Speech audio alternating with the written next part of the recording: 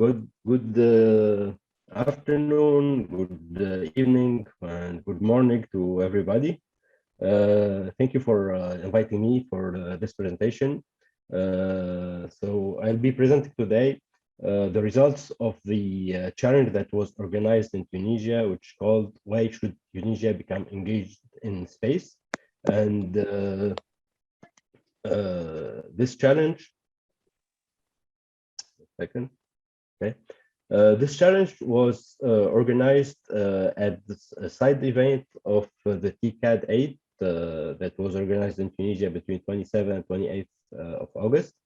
And the idea was proposed by UNISEC-Global and was implemented by UNISEC-Tunisia, which is the Tunisian chapter of UNISEC, and sponsored by the Japanese startup for Space.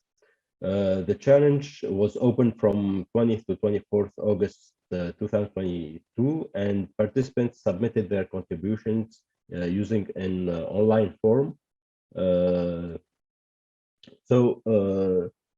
objective of this challenge, we had many objectives in reality.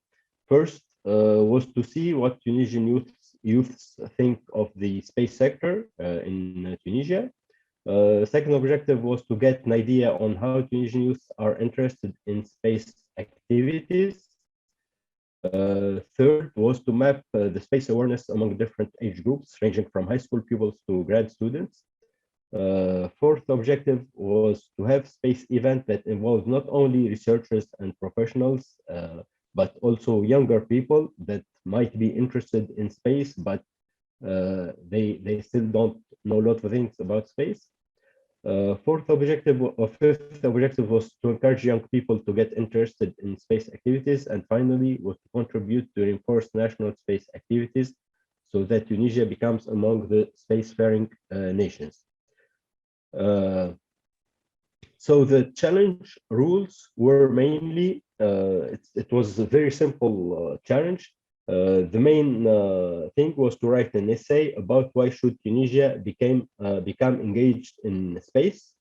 The essay can be written in one of the three languages that are used in Tunisia, which are Arabic, which is the main language, French, which is the second language, and English, which is international language. The essay should be between 200 and 500 words.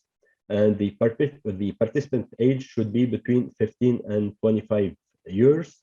So 15 to 25 years, meaning the high school students or undergrad or graduate students.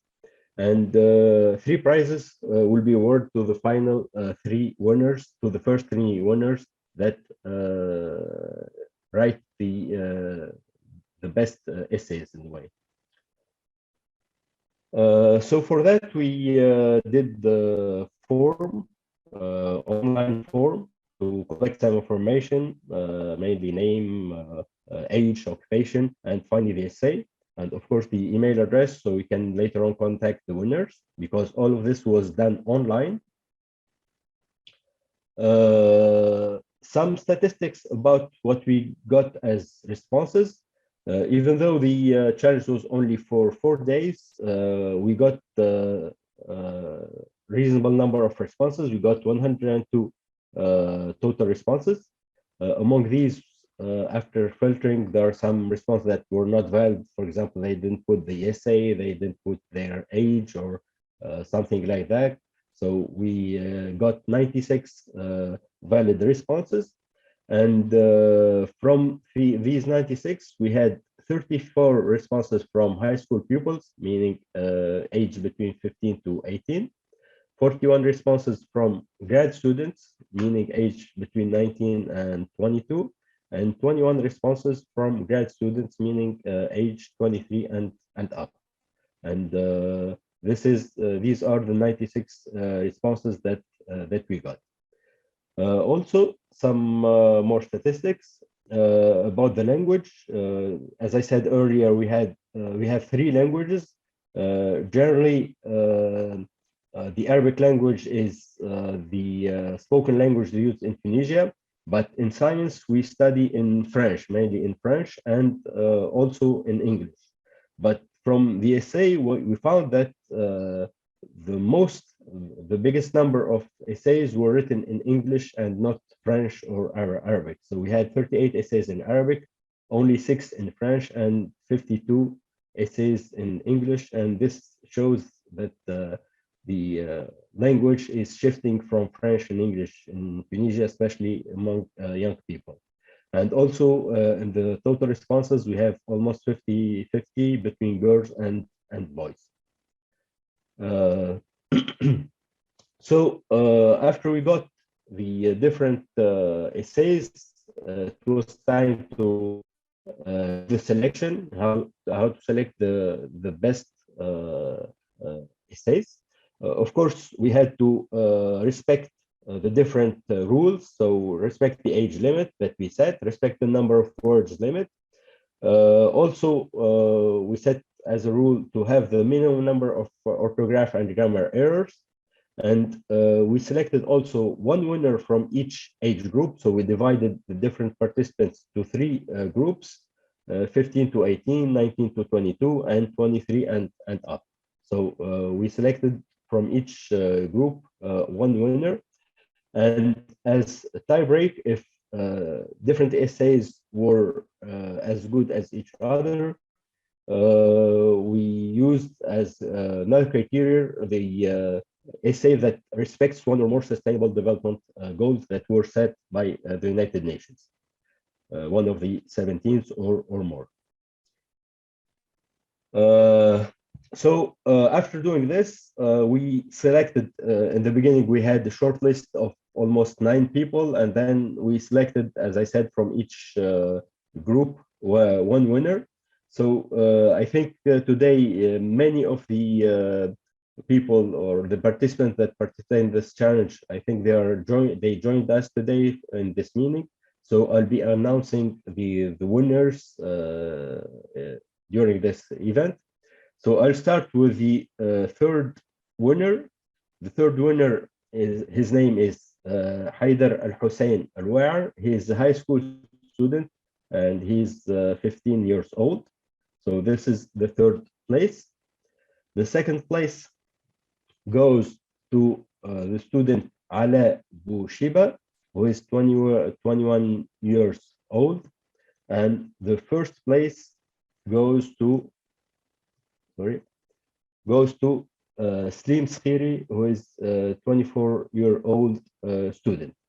Of course, these students the winners will be contacted later by email to arrange for the pickup of their prizes. I didn't mention the prizes, but we have 3 prizes, which are between, in Tunisian currency, between 250 dinars and 500 dinars, which is almost between $200, $100 and $200 almost. I will finish my presentation by reading a little bit some experts from the different essays, the winning essays. So I will not read the whole thing. This is just part of the essay, but I'll just read a little bit because I think I'm out of time. So the first one, beyond the final frontier, there lies innovation that can transform society. The aptly named Challenge 1, launched in 2021, represents the first landmark achievement for the Tunisian space sector and stepping stone for more Tunisian presence in space industry. The event garnered public attention and support has noticeably grown for future projects, knowing that space exploration has tremendous societal benefits. Not only it contributes to collective human knowledge, but also solves difficulties we face in our everyday lives. This is what Tunisians are hoping for, real-world tangible results in various aspects of society. And then it talks about satellite technology and how it can be used in Tunisia to improve things, such as climate change and disaster management. A little bit also from the second winner. Space exploration helps not only to address fundamental questions about our place in the universe and the history of our solar system, but also to expand our diverse technologies We have now new visions. We try to understand how physics work beyond the planet Earth, discover new worlds, create new industries, and so on. So how it is beneficial for nation to make such a step and make space studies a huge part of its interests? Well, there are many, especially for Tunisia. By combining resources and collaborating, Tunisia will start to promote educational activities through all regions and provide vital information to assist with disaster management plans. It will also join forces to make it easier to agree on a unified space policy and make future joint space exploration more probable. So I'll stop here because I'm out of time. Uh, before finishing, I just want to make a small announcement about the conference that we'll be holding in October.